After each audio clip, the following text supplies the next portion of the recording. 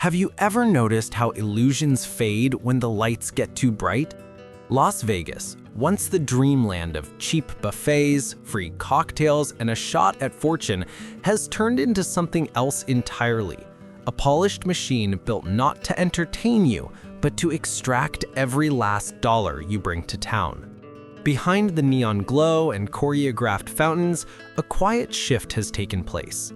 The same city that once bragged about free drinks and loose slots now charges $50 resort fees, $25 parking, and serves watered-down cocktails that cost more than a steak dinner. The slogan, "What happens in Vegas, stays in Vegas," might still sound cool, but what really happens now is your money stays there. The Strip used to be a symbol of possibility. Today, it's a monument to corporate control, an endless corridor of brands, fees, and fine print. Hotels once run by showmen and dreamers are now owned by conglomerates who've replaced generosity with algorithms. Even the games have changed. Slot machines pay out less, blackjack odds have shifted from 3 to 2 to 6 to 5, and roulette wheels have sprouted a third zero. For a city built on luck, Vegas seems to have stacked the deck against its own guests. But something even deeper is happening. As prices rise and payouts shrink, Vegas is losing its soul. The charm, the grit, the reckless magic that made it the beating heart of American escapism. Locals feel it, tourists sense it, and slowly, the middle class that once filled the Strip's hotel rooms is vanishing. Yet across America, a quiet rebellion is brewing. In river towns, mountain escapes, and coastal hideaways, smaller cities are reclaiming what Vegas has forgotten: authenticity, affordability, and connection. Places where a weekend away doesn't come with hidden fees, and where people still know your name. This is the story of those places. The cities that prove you don't need the Strip to strike it rich, because sometimes the real jackpot isn't money, it's meaning. Drive just 90 minutes south of Las Vegas, and the desert begins to breathe again. The neon haze fades, the noise dies down. The road bends toward the Colorado River, where the sunlight glitters off the water like loose change spilling from a slot machine. This is Laughlin, the desert's quiet secret, a town that feels more like the old Nevada you heard about in your grandfather's stories. While Vegas keeps inventing new ways to charge for the air you breathe, Laughlin still trades in something rarer: value. The average hotel room here costs around $61 a night, roughly 1/3 of what you'd pay on the Strip. And that's before the resort fees, parking charges, and hidden taxes Vegas is infamous for. In Laughlin, parking is usually free, breakfast might be complimentary, and no one slips a surprise fee under your door at midnight. The casinos feel different too. On the Strip, blackjack tables demand $25 minimums, and roulette wheels have sprouted triple zeros. In Laughlin, you'll still find $5 tables, dealers who call you by name, and machines that haven't been programmed to drain your wallet with precision engineering. The air smells faintly of cigarette smoke and nostalgia, not corporate air freshener and desperation. And then there's the river. The Colorado flows straight through town, slicing a silver ribbon between Nevada and Arizona. Locals fish at sunrise while jet skiers cut through the mirror-smooth surface. Visitors can rent small riverboats or just walk the paved riverwalk that runs behind the casinos. It's a scene that reminds you what Vegas lost when it traded sunlight for neon. Laughlin's scale changes everything.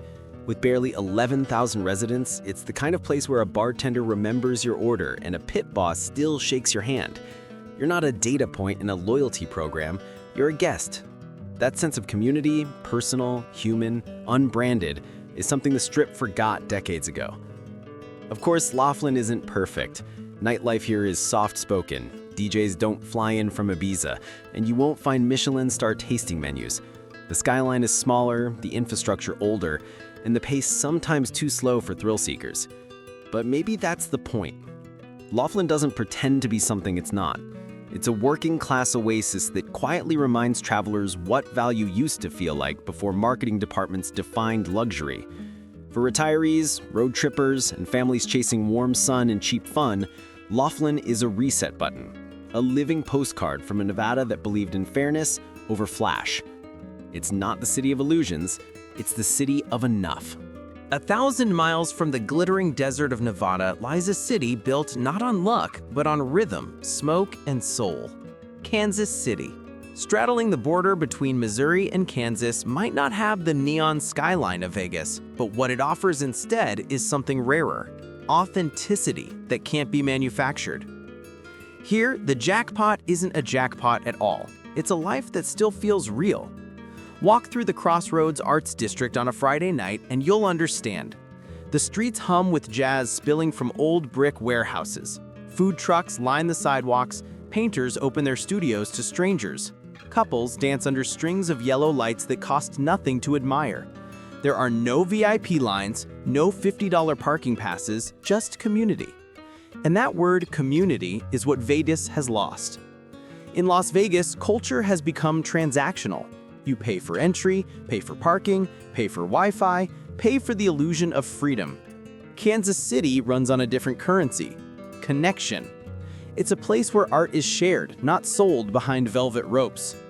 But let's talk numbers, because numbers tell their own story. In Las Vegas, the median home price recently climbed above $430,000, with one-bedroom apartments renting between $1,400 and $1,600 a month. For a city that once promised affordability, that's a cruel irony. Kansas City? The median home price sits around $280,000, nearly 35% lower, and rents hover near $1,150. For middle-class families, young professionals, or retirees, this difference means one thing: stability.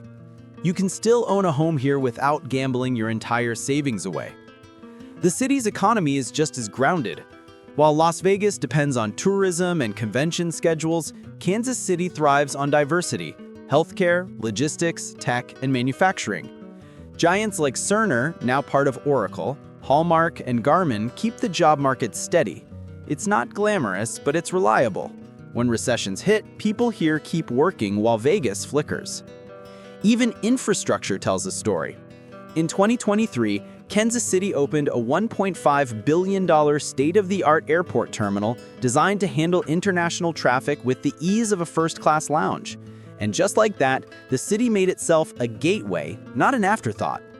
It's also experimenting with free public transit, something unimaginable in car-locked Vegas, where a taxi from the airport to the Strip can cost $30 before tips and surcharges. And then there's the food. Forget the $65 steak dinners and celebrity chef experiences of Vegas. Kansas City's fame rests on smoke and patience. Barbecue here is more than cuisine, it's faith. At Joe's Kansas City Barbecue, built inside an old gas station, or Arthur Bryant's, a local legend, a plate of burnt ends and ribs costs about $15. You leave smelling like wood and spice, not debt and regret. Culturally, Kansas City is also a shrine to American music. The 18th and Vine District birthed jazz legends like Charlie Parker and Count Basie. You can still hear echoes of their saxophones and horns late into the night in small clubs where a $10 cover buys you world-class sound. Compare that with the Strip, where even mid-tiered performers can command $200 tickets and mandatory drink minimums. Of course, Kansas City isn't perfect. Winters here can be brutal, and the East Side still struggles with poverty and crime. But its flaws are honest, not hidden behind glass towers or marketing slogans. You might shovel snow in January, but you won't shovel out $200 a night for a hotel room that charges you to breathe. Kansas City doesn't promise fantasy, it offers reality. And somehow, that feels revolutionary in an age of illusions. For travelers chasing a place that still remembers what community feels like, Kansas City isn't just an alternative to Vegas, it's the antidote. If Las Vegas is the kingdom of excess, Reno is the city that quietly remembered how to live. Tucked against the eastern edge of the Sierra Nevada mountains, Reno used to be dismissed as Vegas's smaller, scrappier cousin, a place for retirees, road trippers, and gamblers who couldn't afford the Strip. But over the past decade, this biggest little city in the world has rewritten its own story. Here, the slot machines still flash and the dice still roll, but the stakes feel different. Reno's gamble isn't about luck, it's about reinvention. Step into the Peppermill or the Atlantis, and you'll find a casino floor that hums with life, not noise. The air feels later, the smiles look real. The average nightly hotel rate hovers around $120 to $140, roughly half of what you'd pay in Vegas, and that's before you add in the endless parade of strip fees. Parking, usually free, resort fees, lower, if they exist at all. The result, hundreds of dollars saved in just one weekend. But Reno's real power lies beyond the casino floor. Unlike Vegas, which exists almost entirely for tourism, Reno is part of a living ecosystem. When you step outside the resorts, you don't hit a 6-lane boulevard of neon and traffic. You hit real neighborhoods. Midtown Reno, once gritty and forgotten, has transformed into a hub of local breweries, cafes, and street murals. It's not a corporate vision of art and culture, it's the kind that grows from the ground up. Economically, Reno tells a story Vegas can't match. Over the past decade, the city has become a magnet for tech and logistics companies. Tesla's Gigafactory, one of the largest buildings on Earth, anchors the Tahoe Reno Industrial Center just outside the city. Around it, names like Google, Apple, and Panasonic have built operations that inject billions into the local economy. The result is a balance Vegas has never known. Tourism, yes, but also innovation, manufacturing, and stability. When the pandemic shut down Vegas in 2020, Reno kept moving. Trucks rolled, data centers hummed, and paychecks kept clearing. And then there's the setting. Drive 10 minutes out of downtown and the desert gives way to mountains, rivers, and pine forests. Lake Tahoe, just 45 minutes away, glows like a sapphire in the high-altitude light. You can gamble at night and ski by day, trade artificial skylines for snow-capped peaks, and replace the synthetic air of casinos with real mountain wind. In Vegas, outdoors means a hotel pool with a $500 cabana rental. In Reno, it means hiking, fishing, and breathing. Culturally, Reno has also embraced its quirks. Every summer, hot August nights fills the streets with classic cars and rock and roll. The Reno air races roar through the desert sky. And when the dust settles at Burning Man, many of its dreamers come here to restock, reset, or just stay. The city has become a melting pot of engineers, artists, and adventurers, a human mosaic that feels alive in a way Vegas never truly did. But let's be honest, Reno isn't without flaws. Downtown still carries scars of vacancy and homelessness. Housing prices have climbed sharply, driven by Californians fleeing the Bay Area. The median home price now sits around $525,000, higher than Vegas, ironically. Yet many locals say the trade-off is worth it. Less chaos, more community, and a sense that this city still belongs to its people. In a world where Vegas feels like a corporate machine, Reno feels like rebellion. It's proof that Nevada's magic didn't disappear, it just moved north, traded sequins for sincerity, and started over under the mountain sun. If Reno is where the mountains meet the machines, Biloxi is where the ocean meets the dice. Forget the desert heat and the endless hum of slot machines. Here, waves roll against white sand, palm trees sway in the Gulf breeze, and shrimp boats drift lazily on the horizon. It's a casino town, yes, but one that smells of salt and fried oysters, not desperation and cigarette smoke. Biloxi, Mississippi might be the most unexpected rival Vegas never saw coming. After Mississippi legalized gambling in the early 1990s, Biloxi reinvented itself. Casinos sprang up along the Gulf Coast, not on sterile boulevards, but beside beaches where locals fish and families picnic. Today, the skyline gleams with resorts like the Beau Rivage and Hard Rock, but the atmosphere feels distinctly different. The people here don't shout luxury, they live hospitality. Let's start with cost, because cost is the great equalizer. In Las Vegas, a weekend trip easily crosses the $1,000 mark once you factor in $200 hotel rooms, $50 resort fees, $25 parking, and overpriced meals that taste like marketing more than flavor. In Biloxi, the same weekend might cost half that. Average hotel rates hover around $120 a night, many with no resort fees and free parking. And the food? A seafood platter stacked high with shrimp, crab, and oysters can still be found for under $25. That's not nostalgia, that's survival. Vegas sells fantasy. Biloxi delivers something real. Sunrises over the Gulf, sea air, and people who actually seem happy you're there. Dealers chat with you like neighbors. Bartenders pour drinks without a calculator.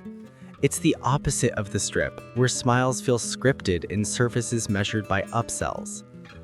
Economically, Biloxi has also built something sturdier. Where Vegas lives or dies by tourism, Biloxi stands on multiple pillars: seafood processing, shipbuilding, and military bases like Keesler Air Force. So when crises hit, from pandemics to recessions, Biloxi bends, but it doesn't break. It's learned resilience the hard way. In 2005, Hurricane Katrina nearly wiped the city off the map. Casinos were torn apart, homes destroyed, lives shattered. But Biloxi rebuilt, stronger and smarter. Laws now require casinos to be built on land rather than floating barges, anchoring the industry both literally and metaphorically. Walk along the rebuilt coast today, and you'll see gleaming hotels rising beside restored neighborhoods, a testament to survival, not spectacle. Culturally, Biloxi breathes Southern charm. It's slower, warmer, more human. Locals greet you with a "how y'all doing?" instead of a price list. Music drifts from open bars, blues, country, brass, the heartbeat of the Gulf. Festivals fill the calendar, seafood celebrations, Mardi Gras parades, local art fairs. Here, entertainment isn't imported, it's homegrown. Real estate tells another story. The median home price in Biloxi sits around $200,000, less than half of Vegas. Apartments under $1,000 a month still exist. Families can live near the beach without taking out a second mortgage. For retirees, it's paradise with the pulse. Warm weather, affordable living, and casinos just steps from the water. Of course, Biloxi isn't perfect. Summers are humid, storms are a yearly threat, and nightlife ends long before sunrise. You won't find superstar DJs or Michelin star tasting menus. But maybe that's what makes it special. Biloxi doesn't chase you for your wallet. It invites you for your time. Vegas builds pyramids out of concrete. Biloxi builds trust out of community. It's a place where the lights don't blind you. They guide you home. Drive 30 miles south of Memphis, Tennessee, and the bright lights disappear into farmland. Flat fields stretch to the horizon. The air smells of cotton, river mud, and memory. This is Tunica, Mississippi, a place that once dreamed of becoming the next Las Vegas, and for a brief, extraordinary moment, almost did. In the early 1990s, when Mississippi legalized riverboat gambling, Tunica rose from one of America's poorest counties into a boomtown of flashing lights and opportunity. For a few years, the headlines were surreal. This tiny delta town had become the third largest gambling market in the country, trailing only Vegas and Atlantic City. Jobs poured in, roads were paved, schools were built. Casinos with names like Horseshoe, Gold Strike, and Hollywood shimmered along the Mississippi River. It wasn't glamour, it was grit and ambition stitched into a southern landscape. But like all good stories of fortune, Tunica's glory came with a price. As competition grew from neighboring states and online gaming exploded, the crowds thinned. The number of casinos dropped from a dozen to about 6. Some resorts closed their doors, leaving behind ghostly parking lots and quiet riverboats. Yet, somehow, Tunica endured. Smaller, humbler, but still standing. Today, it's not a city of spectacle, it's a city of fairness. While Vegas turned into a machine for squeezing wallets, Tunica still feels like it was built for players, not corporations. Hotel rooms range from $60 to $80 a night. Parking is free. Resort fees are rare. A weekend here costs less than a single night on the Strip, literally. For the price of one Las Vegas stay, you could spend nearly 4 nights in Tunica and still have money left over for barbecue and blackjack. And the gambling? In Tunica, $5 blackjack tables still exist. Roulette wheels spin without the 000 insult. The odds aren't rigged by corporate accountants, they're set by tradition. The dealers are friendly, the floor managers know regulars by name, and the experience feels human. Step outside the casinos and you'll find the real South. Barbecue joints with smoke billowing into the twilight, catfish platters for $15, country concerts that draw families, not influencers. It's not glamorous, but it's genuine. The rhythm of the place is slower, steadier, more front porch than velvet rope. Economically, Tunica tells a complex story of rise, fall, and resilience. The initial casino boom lifted thousands out of poverty, funding infrastructure and schools that transformed the region. When the market cooled, many left, but those who stayed kept the spirit alive. Tourism remains the backbone, but agriculture and logistics have crept back in, giving the county a more balanced, if modest, economy. Real estate is still astonishingly affordable. The median home price sits below $150,000, and rentals often cost under $900 a month. For retirees, that's not just affordable, it's liberating. Add low property taxes and easy road access to Memphis International Airport, and Tunica becomes a hidden gem for those seeking small-town comfort with a touch of excitement. Of course, it's not for everyone. There are no luxury towers, no world-class DJs, no rooftop infinity pools. The nightlife winds down early. The surrounding countryside can feel empty, even lonely. But in that quiet lies something Vegas lost long ago: honesty. Tunica doesn't promise the world, it just delivers what it can, fairly, simply, and without pretending to be more than it is. It's a place that reminds you that luck used to mean more than marketing, and winning used to feel personal. Vegas may have the glitz, but Tunica still has the heart. Some jackpots aren't made of money. They're made of silence, sunlight, and the kind of beauty no casino can afford to imitate. Drive an hour west from Reno, and the desert dust gives way to pine trees and blue sky. Then, suddenly, you see it, Lake Tahoe, shimmering like glass, its surface reflecting snow-capped peaks so perfect it feels unreal. Here, the hum of slot machines fades into the sound of wind through the pines. The only flashing lights are the sunbeams bouncing off the water. For many disillusioned Vegas travelers, this is where the dream finally feels real again. Tahoe straddles the border of California and Nevada, a meeting point of two worlds. On one side, luxury lakefront cabins, ski lodges, and fine dining. On the other, Nevada's casino culture, still alive but softened by mountain air. Resorts like Harrah's and Hard Rock offer gaming floors, but the vibe is different. It's quieter, kinder. The goal isn't to trap you inside, it's to remind you what's outside. Let's talk money. In Vegas, an average hotel room now costs between $200 and $250 a night, plus $50 in resort fees and $25 in parking. A simple weekend can spiral into $1,000 before you've even had fun. In Tahoe, the same quality stay averages $150 to $180 a night, often with free parking, modest or no resort fees, and views that Vegas could never buy. The cost is still high compared to Laughlin or Tunica, but here it feels like a fair trade. You're paying for nature, not noise. Tahoe's secret is balance. You can gamble in the evening, then kayak across turquoise water at sunrise. Spend a morning skiing the slopes of Heavenly or Palisades Tahoe, then unwind in a lakeside bar as the mountains blush gold in the setting sun.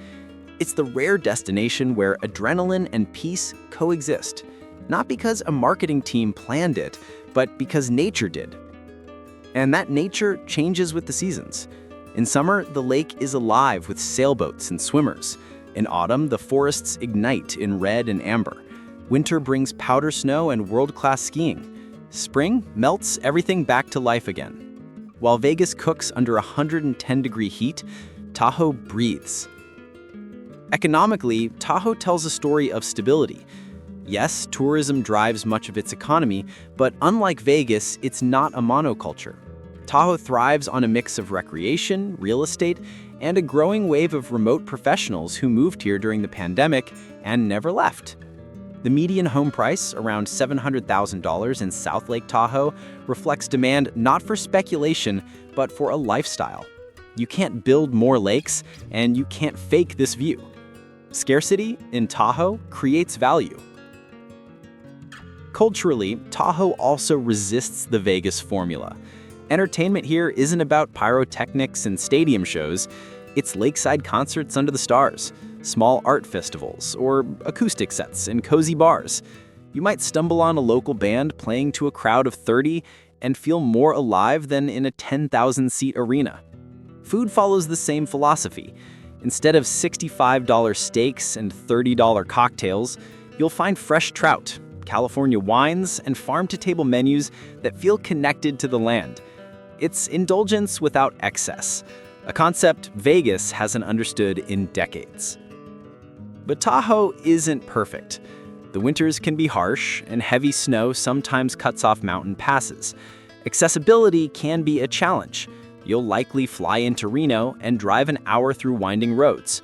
And while Tahoe avoids Vegas's endless fees, it's far from cheap. Paradise rarely is. Still, what you get here isn't just a destination. It's a detox. After a weekend in Tahoe, most visitors don't talk about jackpots or comps.